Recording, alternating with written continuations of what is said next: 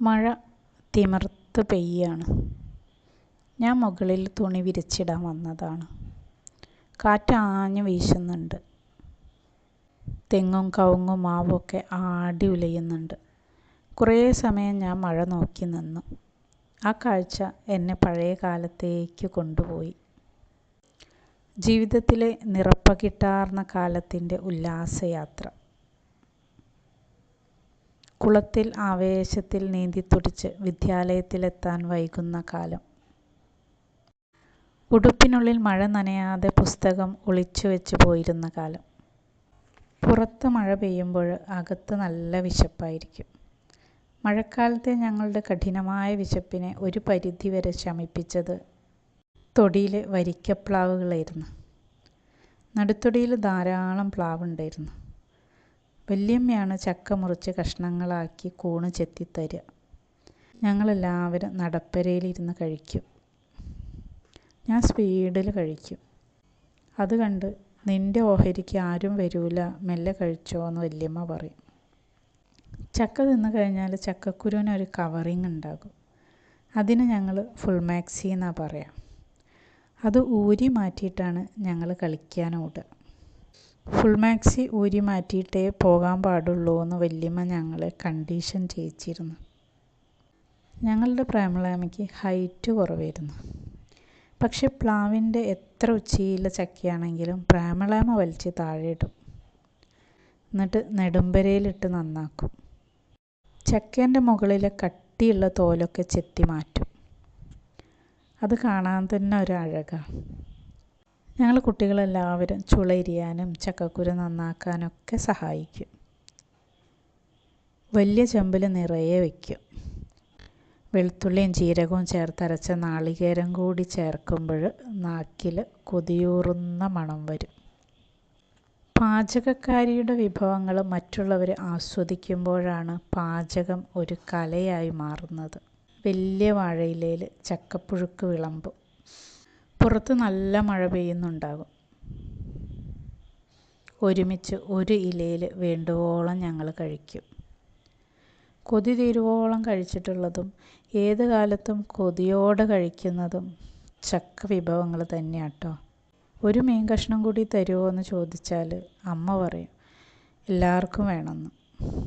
പക്ഷേ ചക്കപ്പുഴുക്കിൻ്റെ കാര്യത്തിൽ കോഫി ഹൗസിലെ ബിരിയാണി റൈസ് പോലെ അൺലിമിറ്റഡാണ്.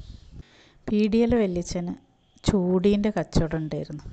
ചുറ്റുവട്ടത്തുള്ള അമ്മമാരൊക്കെ ചൂടി പിരിക്കാൻ ചൂടിപ്പുരയിൽ വരും. മാണിയമ്മ, ഇച്ചുരുട്ടിയമ്മ, ഞൊട്ടിയമ്മ ഇവരൊക്കെ പെരും മഴയത്ത് അവരുടെ വാർദ്ധക്യത്തിലും പണിയെടുത്ത് 4 കായ് ഉണ്ടാക്കിയിരുന്നു. പുറത്ത് പെരുമഴയാണെങ്കിലും ചൂടിപ്പുരയിൽ നല്ല ചൂടായിരിക്കും. അവർക്ക് പല കിസ്സകളും പറയാനുണ്ടാകും. സന്തോഷ് ജോർജ് കുളങ്ങര പറയുന്നത് പോലെ അവരുടെ ഇടയിൽ കിടന്ന് വിരകാൻ എനിക്ക് വലിയ ഇഷ്ടമായിരുന്നു. പക്ഷെ അച്ഛന് ഞങ്ങൾ ചൂടിപ്പുരയിൽ പോണത് ഇഷ്ടമല്ല. അച്ഛനെ ഞങ്ങളെപ്പോഴും പഠിക്കണം. അച്ഛൻ വരുമ്പോൾ ഞാൻ സിഗ്നൽ തരാം എന്ന അമ്മേൻ്റെ ഉറപ്പിൻ്റെ പുറത്ത് ഞാൻ ചൂടിപ്പുരയിലേക്ക് ഓടും. മഴ തിമിർത്ത് പെയ്യുമ്പോൾ പുഴുങ്ങിയ ചക്കക്കുരുവായിട്ട് അച്ഛമ്മ അവിടേക്ക് വരും. അന്നജം, പൊട്ടാസ്യം, ഗ്ലൂക്കോസ്, സോഡിയം തുടങ്ങിയവ ചക്കയിൽ സുലഭമായിട്ടുണ്ടെന്ന് ചൂടിപ്പുരയിൽ ആർക്കും അറിയില്ലായിരുന്നു. തൈറോയിഡ്, ഷുഗർ, കൊളസ്ട്രോൾ തുടങ്ങിയ വാക്കുകളൊന്നും അവരുടെ കിസ്സകളിൽ ഞാനും കേട്ടിട്ടില്ലായിരുന്നു. പൊട്ടൻ കിണറിൻ്റെ അടുത്ത് ഒരു പ്ലാവുണ്ടായിരുന്നു. ചക്ക മഴയനായിരുന്നു. പ്ലാവിൻ്റെ ഉച്ചിയിലാണ് ചക്ക കായ്ക്കുക.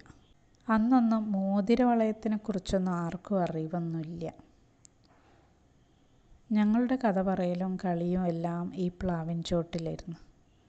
അവിടുന്ന് നോക്കിയാൽ ചീരാന്തൊടിയിലെ കാവിലെ വിളക്ക് വെച്ചത് കാണാം. ഞങ്ങൾ കാവിലേക്ക് നോക്കി നാളെ ടീച്ചറോട് അടി കിട്ടരുതേന്ന് പ്രാർത്ഥിക്കും.